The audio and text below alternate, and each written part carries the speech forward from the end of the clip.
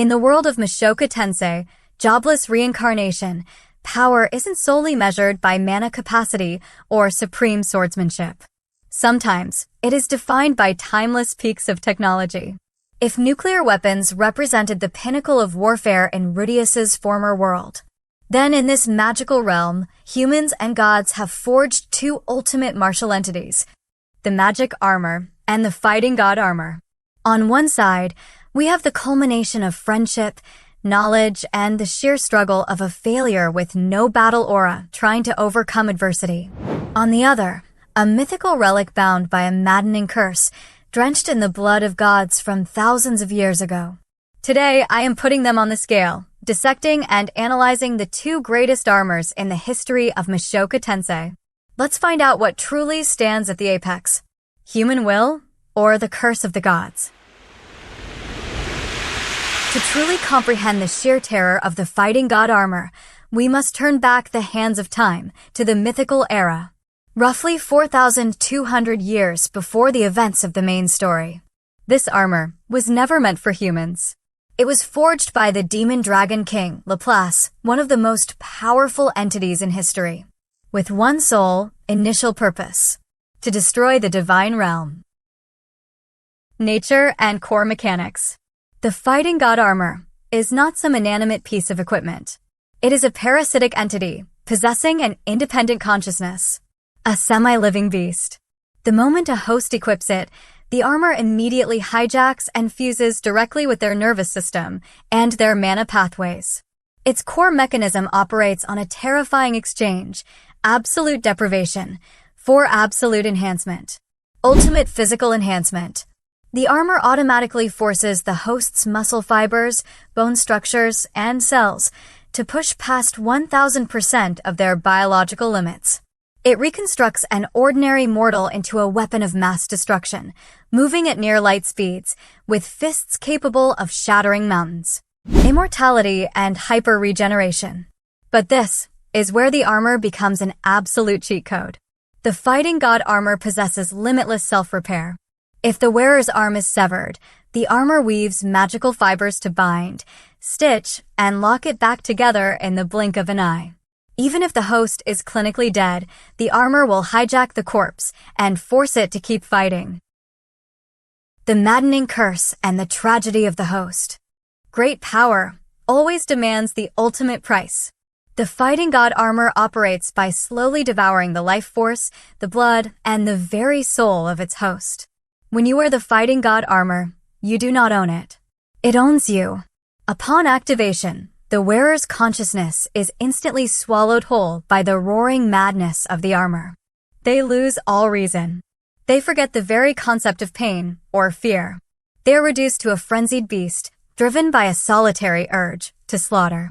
And they will not stop until the world around them is left desolate or until the host is sucked dry, turned into a hollow, lifeless skeleton.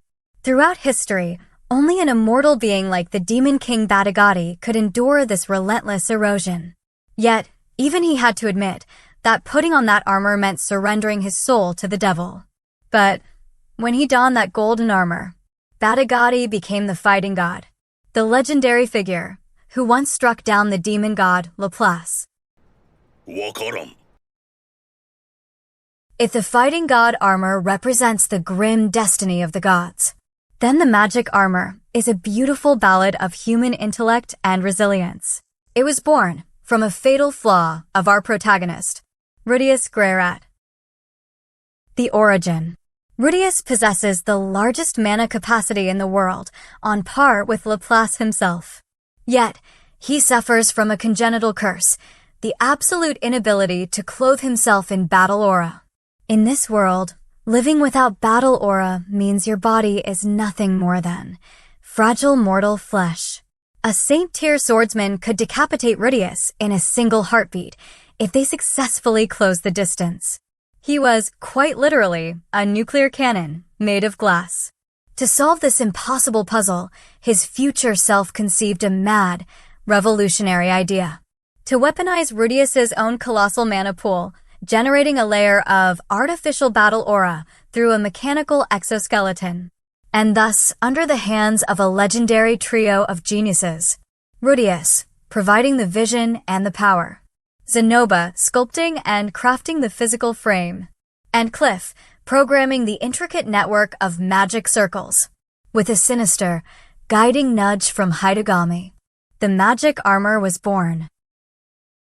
The generations of the magic armor. From the very birth of the magic armor to Rudeus's final clash with Hidegami's last apostle, he and his companions engineered 3 distinct iterations of this technological marvel. The magic armor Mk1, the behemoth, the progenitor, and the most brutal of them all. Standing nearly 3 meters tall, weighing literal tons, and burning through mana like a raging wildfire, it was nothing short of a walking tank. Armed with a rapid-fire stone cannon Gatling gun, a magic-absorbing shield, and a mana thruster system, this monstrous suit allowed Rudeus to achieve the unthinkable. To go toe-to-toe with the dragon god Orsted, the strongest being in the world, forcing him to bleed and fight in absolute earnest. The magic armor Mk2, the everyday suit. Realizing that the Mk1 was far too cumbersome for daily life, Rudeus's team downsized the technology into a slim, form-fitting suit that could be worn under his everyday robe. While it lacked heavy firepower, it boosted Rudeus's physical strength and speed to the level of a saint or king-tier swordsman. A perfect self-defense tool for daily life, operating at a fraction of the mana cost. The magic armor Mk0, the Apocalypse armor. The absolute zenith of their technology, forged exclusively for the final war. It flawlessly merges the compact, agile design of the Mk2 with a destructive payload and defensive threshold that completely dwarfs even the colossal Mk1. The philosophy of the magic armor. And here lies the ultimate philosophy of this human creation. It does not control you, it serves you. Unlike the maddening curse of the gods, the wearer of the magic armor remains fully conscious, completely in command. It is a weapon that can be analyzed, upgraded, and mastered. Not by divine blood, but by scientific logic. Now, we have arrived at the most crucial part of this video, pitting both of these legendary creations on the scale. Of course, our goal here is not a simple power scaling debate. Because if we were to look strictly at power levels, you probably already have your answer. On one side, we have an immortal demon king, the proud fighting god who once struck down Laplace himself. On the other, the self-proclaimed hound of the dragon god, a mortal whom even the other deities among the 7 great powers must treat with absolute caution. Comparing their raw strength is virtually impossible. Instead, let us dissect this clash of eras through 3 fascinating perspectives. Combat philosophy, mechanical defense versus organic madness. When it comes to actual combat, these 2 armors represent 2 completely opposite playstyles. The magic armor operates strictly like a heavy mechanical machine. When taking a direct blow from the fighting god armor, Rudeus's suit stands as a shield, absorbing the brunt of the impact and dispersing the kinetic force across its outer steel shell. Its fatal flaw, however, is structural wear and tear. Over time, it degrades systematically from the outside in. The outer plating cracks, the mechanical joints snap, and the intricate magic circles burn out. But in return, Rudeus's life inside remains absolutely secure, right up until the armor is completely reduced to scrap metal. The fighting god armor, on the contrary, operates like a living organism. This golden armor never cracks, never breaks, because the moment it is scratched, it regenerates instantly. Yet, the price for this absolute durability is horrific. The armor reflects the entirety of the kinetic shockwaves inward, forcing the host's internal organs and blood vessels to bear the brunt of the impact. It preserves a flawless, golden exterior, while utterly pulverizing the body within. And so, their battle morphs into a tragic, bizarre paradox. On one side, we have an immortal deity, Badigadi, absorbing the damage to keep his armor intact. On the other, a mechanical metal suit, Rudeus, sacrificing its own structure just to keep a fragile mortal breathing. Combat styles. The runaway truck versus the fighter jet. When it comes to actual combat, these two armors represent two completely opposite playstyles. The Fighting God armor is the absolute peak of raw, brutal physical power. It transforms the host into a heavy runaway truck with cut brakes, charging forward in pure, unadulterated madness. It has no need for weapons. Its own body, flying at blinding speeds, carries a catastrophic collisional force. Its tactics are primal: close the distance instantly and bury the opponent under a relentless barrage of fists.